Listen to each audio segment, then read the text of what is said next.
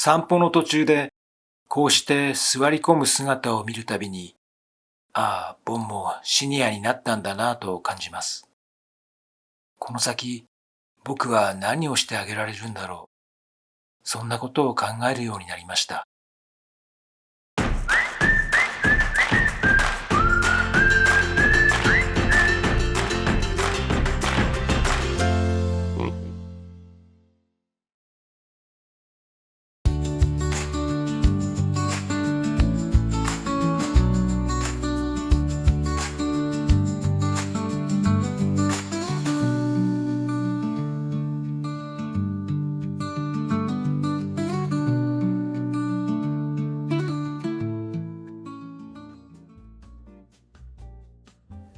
三部品のパパです。フレンチブルドッグを飼い始めて18年目、アラカン59歳です。我が家はボンがもうすぐ11歳になるので、シニア犬のケアについてよく聞かれるんですが、特別なことは何もしていません。そんなことないでしょって思われるかもしれませんが、本当です。ただ、ケアはしていなくても、特別なことが必要になるか気づいてあげられるように、暮らしの変化や体の様子を毎日観察しています。そこで今回はシニア犬との暮らし方について、前半では我が家の場合どうしているのか、どんなところを注意しているのかをお話しし、後半では最近ボンに感じるシニアっぽい変化についてお話しします。どうぞ最後までご覧ください。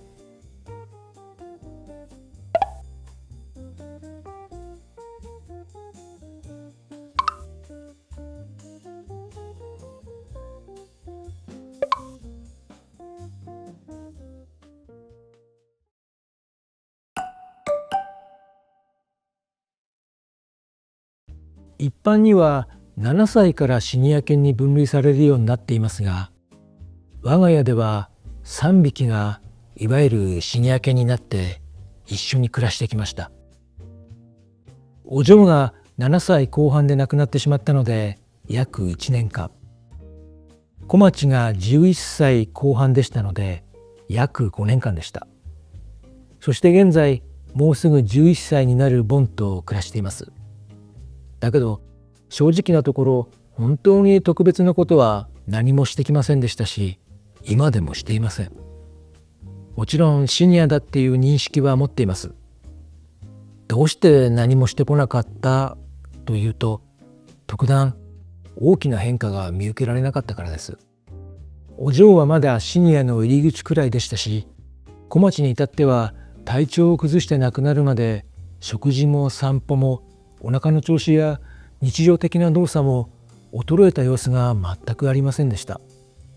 そういったことから与えるフードもシニア用には切り替えたりしませんでしたし、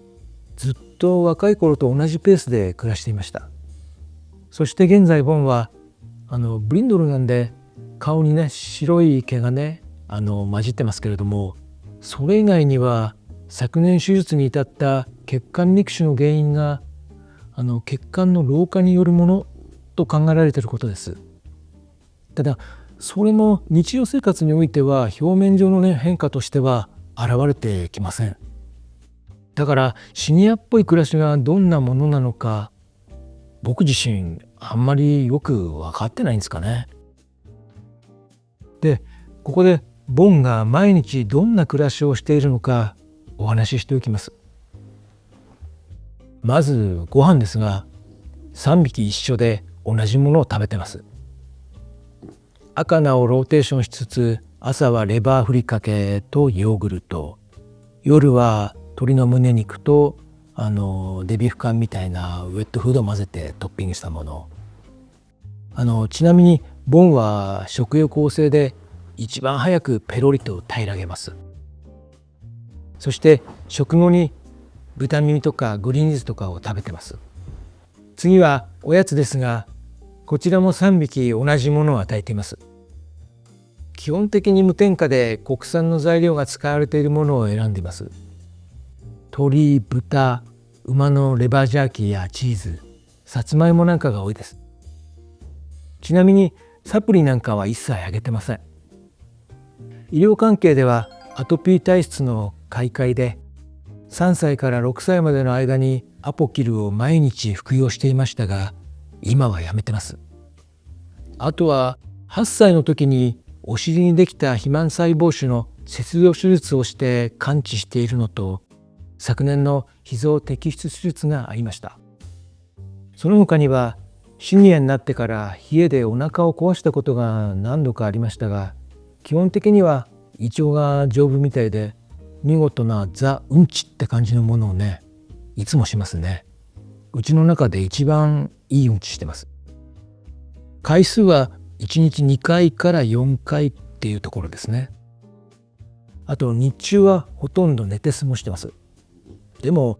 うちの3匹ともね、みんな同じような感じで寝てますんで、特段ボンばかりがね寝てるってことはありませんね。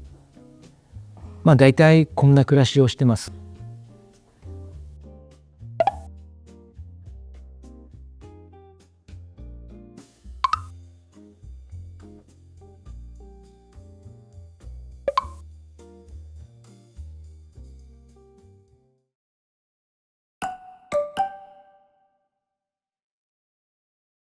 大きな変化はないんですけれど、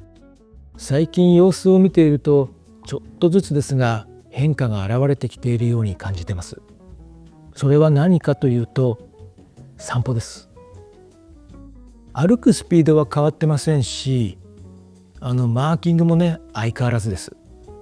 ただ行動の中に少しずつ変化が見えるようになってきました。それは何かっていうと、みんなと散歩に行きたがらなくなったこととか、散歩をね早く切り上げるようになったことです。うちは毎日朝夕の2回、だいたい30分ぐらいずつ散歩に行くのが日課なんですけれど、夕方の散歩の準備を始めると、ボンはテーブルの下に潜って出てこなくなることがあります。この理由は分かっていて、若い2匹と一緒のペースで散歩したくないからなんです。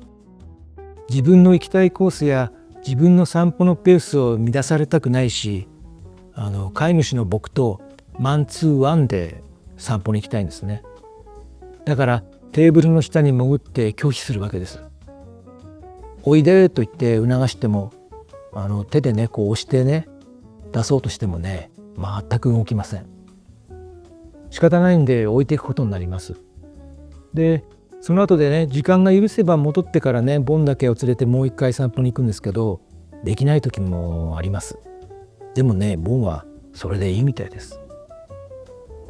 また散歩を早く切り上げるというのも増えました。途中で道端にね座り込んでしまって動かなくなります。それで仕方なく、じゃあお家に帰ろうかっていうふうに言うとね、スッと立ち上がって引き返していくんですよ。これは大体ねすごく寒い時とか暑い時とか、そういう時にねなりますね。こういった行動はボンがシニアになって散歩のタイミングやペースを自分で決めるようになったんだなと僕はね解釈しました。みんなと行かないっていうのも、嫌な時は行かないって自分でね決めてるわけです。行けないんじゃなくて行かないんです。だからそれを僕が受け止めてあげることにしてます。今のところシニアだから配慮してるっていうのはこれくらいです。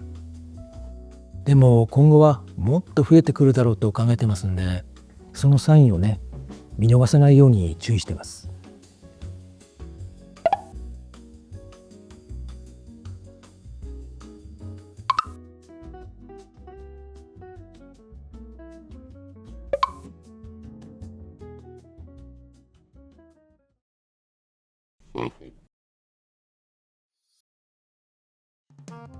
ボンが6歳の時にひまわりがうちに来て、8歳の時にランマルが来ました。人間に例えたらおかしいのかもしれませんけど、50代のねおっさんが突如幼稚園児とね暮らさなければならなくなった、そんな感じなわけですよね。よく若い犬をお迎えするとシニア犬は負けないぞってね気が張って長生きするなんて話をね聞くんですけれども、本当のところはどうなんでしょうか。